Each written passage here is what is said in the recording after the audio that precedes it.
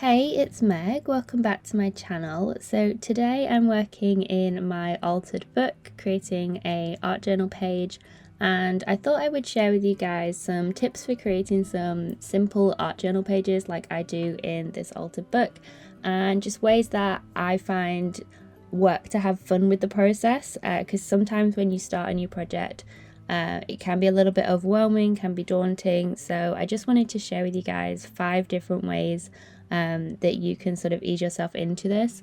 So showing up and getting started in your art journal or your altar book or your junk journal, whatever it is, that's always the hardest bit I find. And it's like that for anything in life, like getting started is the hardest bit. But what I find makes it a little bit easier is I have a little basket to the side of me and a little crate that I have on my desk, and I keep like not just materials on hand, but I keep like my favorite things. And I feel like sometimes we have this thing where we'll save certain like sticker sheets or supplies for like a special occasion, and not wanting to use them. So what I find helps is to have a little collection of things that I am excited to use. So whether it's, books that I've recently got from a charity shop that I really want to get into and start fussy cutting, that really helps me to just get started. And once you start moving some papers around or doing some fussy cutting, whatever it is, it's then a little bit easier to get going, and having everything in one place just makes it super easy to get started. And I find as well that once I get started, it's so much easier then to keep creating in my journal. So the second tip that I have is to experiment with different techniques and try new things. So when I'm working in my journal, and I'm guilty of this too, I feel like everybody does this, it's so easy to stay in your comfort zone. And there is something to be said for, using the colors you like and using the supplies and the techniques that you like, because that is kind of how you do build on a style almost. But trying new things is definitely a way that you can kickstart your creativity, and learn new things. So it's something that helps you to build your skills. You could be doing collage if you don't normally do that. Maybe you could combine techniques. Just asking questions and seeing what happens when you do different things on your page can be a really great way just to get the ball rolling with making a page. And even if you have to cover it up in the end, at least you've showed up and you've started creating something. So my third tip would be to keep it simple. Don't overcomplicate things. I know it can be so easy to get really overwhelmed with the choice of supplies and everything out there, but I promise you, you do not need all the latest and greatest art materials, even though a haul is sometimes really fun.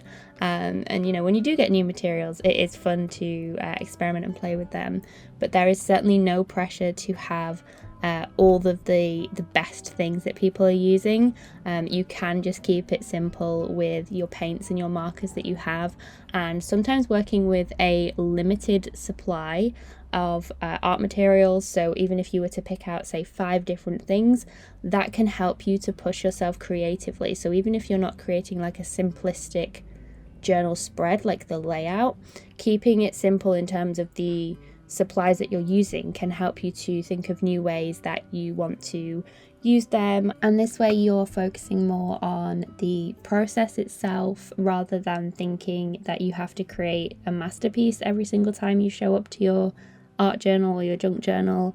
It's just sort of giving yourself that space and the freedom to try new things, to create, and to not have that worry of perfectionism that I know is really hard to battle sometimes. But yeah, don't be afraid to make mistakes. I feel like that's something that I say a lot. There's always another journal page or another journal that you can just turn the page to. You don't need to worry if something hasn't turned out the way that you want it to. It is all part of the process. So my next tip, and this is one that I actually did in the previous altered book episode, is to play with colour. So there are so many choices when it comes to picking a colour scheme for your journal page. Sometimes you're faced with some colours that are already on the papers, especially if you're working in a junk journal. So there might already be, I don't know, like browns from an envelope, or different like text and images that you're having to work with. Other times, if you've just got a plain page to work with, then it's up to you to pick the colours that kind of stand out to you the most, I guess, that you want to use on the journal spread. And you can have a lot of fun with different moods that you can create on your page depending on the colours that you pick. I tend to just pick colours that make me happy, the ones that I like and I feel comfortable with, but you can also push yourself out of your comfort zone with colour and maybe think about using ones that you wouldn't usually gravitate towards. If you're not sure where to start, maybe you could pick some complementary colours or use a monochromatic colour scheme, so where you just pick one colour. So for example, in that previous video I did a blue spread, which is definitely not a colour that I gravitate towards normally, and you can then work with the different shades of blue as well. So you could go anywhere from like the really rich, deep, like navy almost, through to a sky blue and verging on a green, almost like a teal turquoise, would all kind of come under the umbrella of making like a monochromatic spread. That can be quite fun as well to see what you can use in your journal that matches that colour. So say if you set yourself a little challenge and you're going to pick red, think about all the supplies that you can use that are red. So for example, red markers, red washi tape. Are there things in junk mail or in recycling, like packaging, that are red that can be used within your collage perhaps? There's loads of different ways that you can stretch yourself and try new things with colour in your journal to make a really big impact.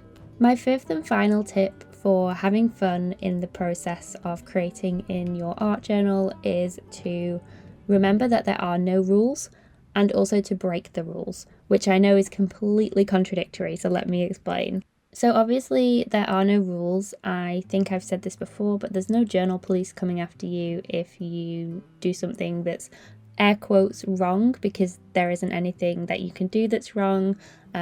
You can take risks, try new things in your art journal. So whether it's using maybe some unusual materials, so like for junk journaling, you know, really thinking outside the box of, can this go in a journal?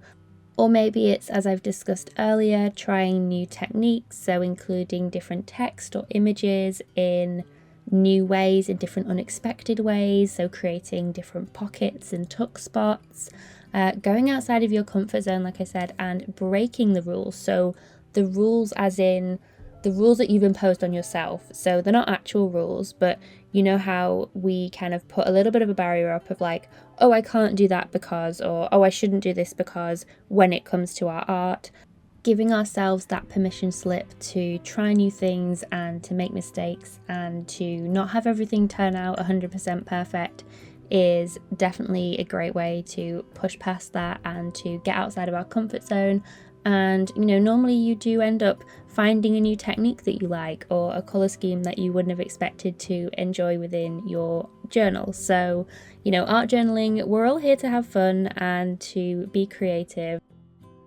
So those are my 5 tips for having fun with the process in your art journal page. And of course, this can be applied to any different method, like I said, junk journaling, altered books, any creative process. I think those tips are really helpful to think about and just can help you to focus and get started and keep creating. So I'd love to know down in the comments, what's the best like tip or bit of advice that you've been given when it comes to art journaling, or maybe one that you would give to somebody who's just getting started.